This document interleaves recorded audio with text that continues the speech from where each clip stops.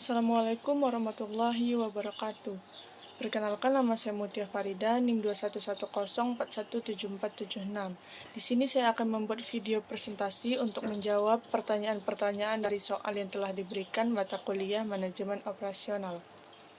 Baiklah, langsung saja kita mulai. Pertanyaan pertama yaitu jelaskan definisi manajemen operasi. Seperti yang telah kita lihat di layar, manajemen operasi terdiri dari dua kata, yaitu manajemen dan operasi. Manajemen sendiri memiliki pengertian yaitu sebuah proses untuk meraih tujuan organisasi secara efektif dan efisien dengan memanfaatkan sumber daya yang ada. Sedangkan operasi memiliki pengertian yaitu aktivitas untuk menghasilkan produk baik berupa barang atau jasa. Jika kedua kata tersebut digabungkan, maka manajemen operasi memiliki pengertian serangkaian aktivitas yang menghasilkan nilai dalam bentuk produk dan jasa dengan cara mentransportasikan input menjadi output.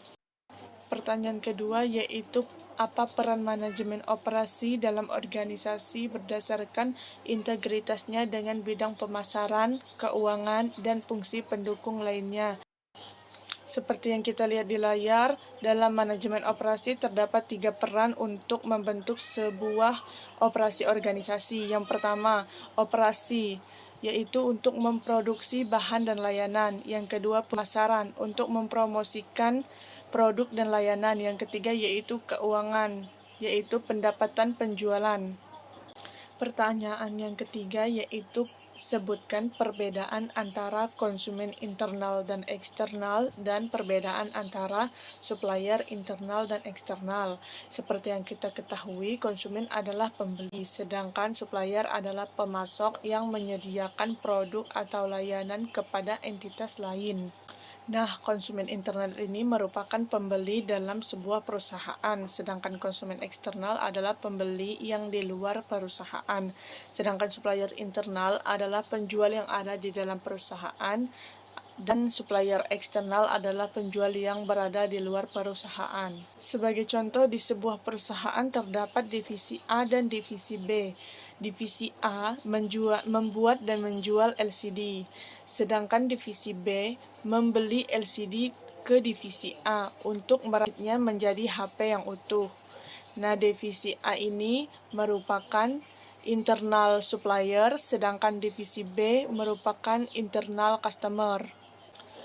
Contoh berikutnya yaitu perusahaan Y membuat mobil dan dijual, kemudian perusahaan Z membeli mobil dari perusahaan Y. Nah, perusahaan Y merupakan external supplier, sedangkan perusahaan Z merupakan external customer. Pertanyaan keempat yaitu sebutkan perbedaan proses operasi di perusahaan manufaktur dan di perusahaan jasa. Pertama yaitu di perusahaan manufaktur dapat dilihat, contohnya barang, sedangkan di perusahaan jasa tidak dapat dilihat karena itu berbentuk jasa. Yang kedua yaitu bisa disimpan, barang bisa disimpan, sedangkan di perusahaan jasa tidak bisa disimpan karena jasa tidak bisa disimpan. Yang ketiga yaitu pada perusahaan manufaktur rendah integrasi dengan customer, karena konsumen datang ke suatu perusahaan manufaktur hanya untuk membeli. Setelah mereka mendapatkan barangnya, mereka akan kembali pulang. Pada perusahaan jasa yaitu tinggi integrasi dengan customer, karena mereka berkonsultasi dengan customer untuk melakukan serangkaian jasa. Keempat, pada perusahaan manufaktur padat modal karena mereka memerlukan banyak modal untuk mengembangkan usahanya. Tapi pada perusahaan jasa padat karya. Yang kelima yaitu lama respon. Kalau terjadi beberapa kesalahan, mereka akan lama merespon dan memperbaiki kesalahannya. Sedangkan pada perusahaan jasa cepat respon. Jika misalnya dari suatu salon terjadi kesalahan, komplain dari konsumen atau customer, maka mereka dari perusahaan jasa akan sesegera mungkin untuk memperbaiki kesalahannya. Yang keenam yaitu pada perusahaan manufaktur ada standar kualitas, sedangkan pada perusahaan jasa tidak ada standar kualitas. Itu karena tidak bisa mengukur kualitas sebelum merasakan pengalaman dari jasa tersebut.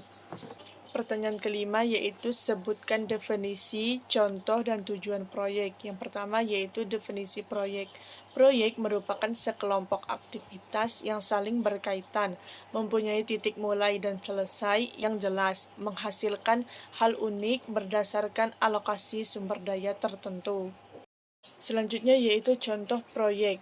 Contoh proyek dibagi menjadi dua. Yang pertama yaitu contoh proyek dalam kehidupan sehari-hari. Contohnya misalnya perencanaan pernikahan, renovasi kamar mandi, menulis makalah, dan mengatur pesta kejutan.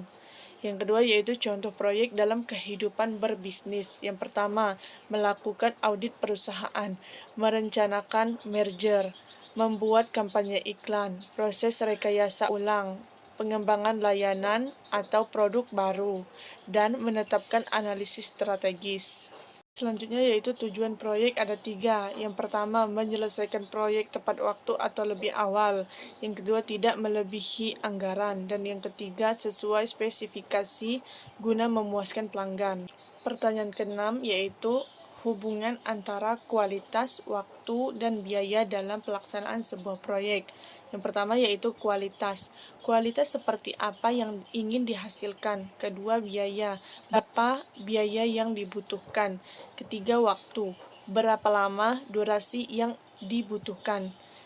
Hubungan antara waktu, biaya, dan kualitas yaitu semakin sedikit waktu yang digunakan, maka biaya semakin sedikit juga, dan kualitas belum tentu bagus. Sedangkan semakin banyak waktu yang dibutuhkan, maka biaya semakin banyak, dan kualitas akan semakin bagus. Pertanyaan ketujuh yaitu jelaskan kurva project life cycle. Seperti yang ada di layar, yang pertama, tahap pertama yaitu konsepsi, tahap kedua yaitu perencanaan, tahap ketiga eksekusi, dan tahap keempat atau yang terakhir adalah operasi. Pada kurva tersebut terlihat bahwa eksekusi paling tinggi, atau pada proses eksekusi ini merupakan inti dari sebuah proses, karena dalam proses eksekusi ini terdapat beberapa tahapan. Yang pertama, desain, yang kedua, pengadaan, yang ketiga, produksi, dan yang keempat adalah implementasi. Hal itu membuat pada bagian eksekusi ini memiliki kurva yang paling tinggi, karena pada bagian eksekusi ini merupakan inti dari sebuah proyek.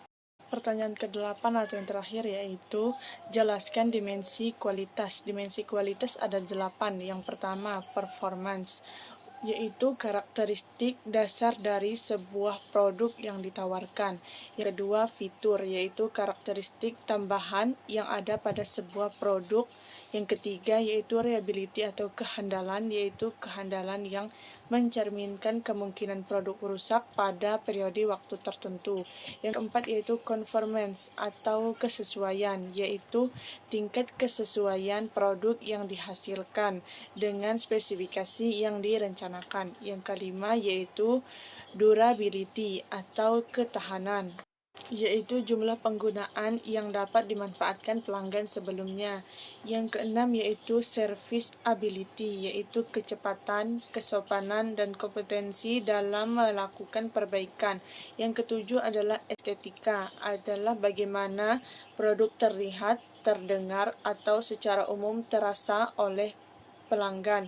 Yang kedelapan adalah kualitas yang dipersepsikan, persepsi yang dimiliki pelanggan saat membandingkan produk satu dengan produk lainnya. Sekian video presentasi saya untuk menjawab soal-soal mata kuliah manajemen operasi yang telah diberikan. Mohon maaf atas segala kesalahan dan terima kasih atas segala perhatian. Saya Mutia Farida pamit undur diri. Wassalamualaikum warahmatullahi wabarakatuh.